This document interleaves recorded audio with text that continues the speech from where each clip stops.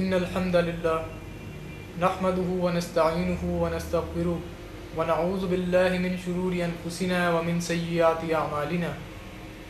من يهده الله فلا مضل له ومن يضلل فلا هادي له وأشهد أن لا إله إلا الله وحده لا شريك له وأشهد أن محمدا عبده ورسوله أما بعد فإن خير الحديث كتاب الله وخير الهدي هدي محمد صلى الله عليه وسلم وشر الأمور محدثاتها وكل محدثة بدعة وكل بدعة ضلالة وكل ضلالة في النار. بسم الله الرحمن الرحيم. رب اشرح لي صدري ويسر لي أمري واحلل عقدة من لساني يفقهوا قولي. سامعین کرام، آج کا دور مختلف فتنوں سے بھرا پڑا ہے. مختلف فتنے ہمارے دور میں مختلف صورتوں میں ہمیں نظر آتے ہیں. کہیں پہ لوگ رافضیت کی آئیڈیالوجی سے متاثر ہیں، تو کہیں پہ بعض حضرات بدعات و خرافات ایجاد کر کے اور انہیں دین کا حصہ بتاتے ہیں، اور پھر اپنے دلائل کو ثابت کرنے کے لیے کتابوں کے تواریخ کی کتابوں کو بدل ڈالتے ہیں، اور پھر ضعیف موضوع راویوں کا سہارا لیتے ہوئے اپنے دلائل کو ثابت کرنے کی کوشش کرتے ہیں.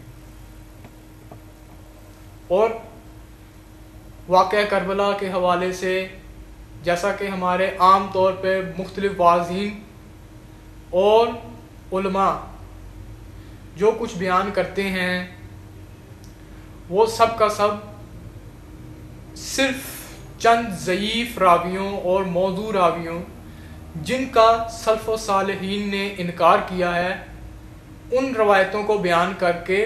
اپنے موقف کو ثابت کرنے کی کوشش کرتے ہیں. اور یزید ابن معاویہ رحمۃ اللہ علیہ کی شخصیت کو فاسق، فاجر اور شرابی ثابت کرنے کی کوشش کرتے ہیں، اور بعض دوسری طرف غلو کرتے ہیں اور حضرت حسین رضی اللہ تعالی عنہ کی شان میں گستاخی کرتے ہوئے انہیں باغی ثابت کرنے کی کوشش کرتے ہیں. میں انشاءاللہ آپ کے سامنے رافضیت و ناصبیت ان دونوں کے عقائد کا انکار کروں گا، اور سلف و صالحین کے کیا عقائد ہیں خصوصاً یزید ابن معاویہ رحمۃ اللہ علیہ کے حوالے سے میں انشاءاللہ آپ کے سامنے بیان کرنے کی کوشش کروں گا. اگر ہم تاریخ اور ائمہ سلف و صالحین کی کتابوں کو پڑھیں تو یہاں پہ دونوں طرح کے ناسبیوں اور رافضیوں دونوں کا انکار ملتا ہے. اگر ہم پڑھیں تہذیب التہذیب دوسری جلد، اور اسی طرح تاریخ طبری کی چوتھی جلد صفحہ 293، تو وہاں پہ یہ بات واضح طور پہ لکھی ہوئی ہے کہ حضرت حسین رضی اللہ تعالیٰ عنہ نے بیعت یزید رحمۃ اللہ علیہ پر رضامندی کا اظہار فرمایا، اور یہی بات حافظ ابن کثیر الدمشقی البدایہ والنہایہ کی 8ویں جلد کے اندر بھی بیان کرتے ہیں. یہاں سے ناسبیت اور رافضیت دونوں کا انکار ہوتا ہے. وہ کیسے؟ ناسبیوں کا یہ عقیدہ ہے کہ حضرت حسین رضی اللہ تعالیٰ عنہ نے بغاوت کی، ٹھیک، تو حضرت حسین رضی اللہ تعالیٰ عنہ کی بیعت یزید پہ رضامندی ان کے عقیدے کی نفی کر رہی ہے، جبکہ ان کے برعکس رافضیوں کا عقیدہ ہے کہ یہ واقعہ، یہ مارکہ حق و باطل کا ہے، اور حضرت حسین رضی اللہ تعالیٰ عنہ نے حق کے لیے لڑی یہ جنگ. تو ان کی بھی اس بات سے تردید ہوتی ہے کہ حضرت حسین رضی اللہ تعالیٰ عنہ نے بیعت یزید پہ رضامندی کا اظہار کیا، لہٰذا یہ حق و باطل کا مارکہ نہیں ہے. اور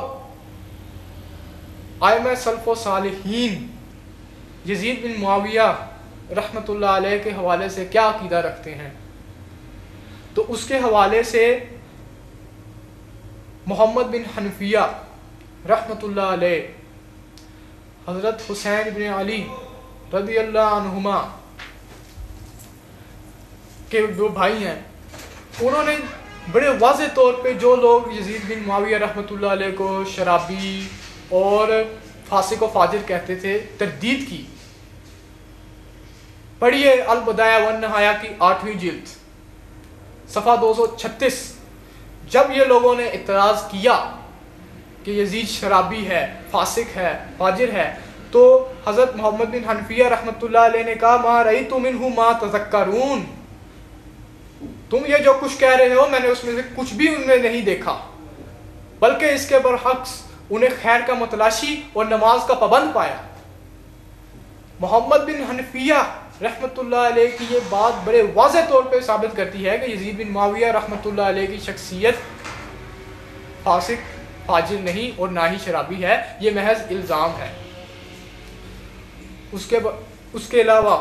شیخ الاسلام امام ابن تیمیہ رحمۃ اللہ علیہ الوصایات الکبریٰ صفحہ 300 اور اس کے ساتھ ساتھ مجموعہ فتاوی جلد 2 صفحہ 41 کے اندر بڑے واضح طور پر یزید بن معاویہ رحمۃ اللہ علیہ کی شخصیت کو بیان کرتے ہیں کہ یزید رحمۃ اللہ علیہ نوجوان مسلمانوں میں سے تھے جو نہ کافر تھے نہ زندیق. وہ اسلام کے لیے بہت دولت خرچ کرتے تھے اور وہ بہادر تھے اور ان کے اندر بری عادات نہیں تھی، وہ بری عادات جو لوگ ان سے منسوب کرتے ہیں. امام ابن تیمیہ رحمۃ اللہ علیہ کا یہ قول بڑے واضح طور پر بیان کرتا ہے کہ یزید بن معاویہ رحمۃ اللہ علیہ نہ فاسق تھے نہ فاجر تھے جیسا کہ لوگ ان سے منسوب کرتے ہیں. اور پھر فرماتے ہیں منہاج السنہ جلد 2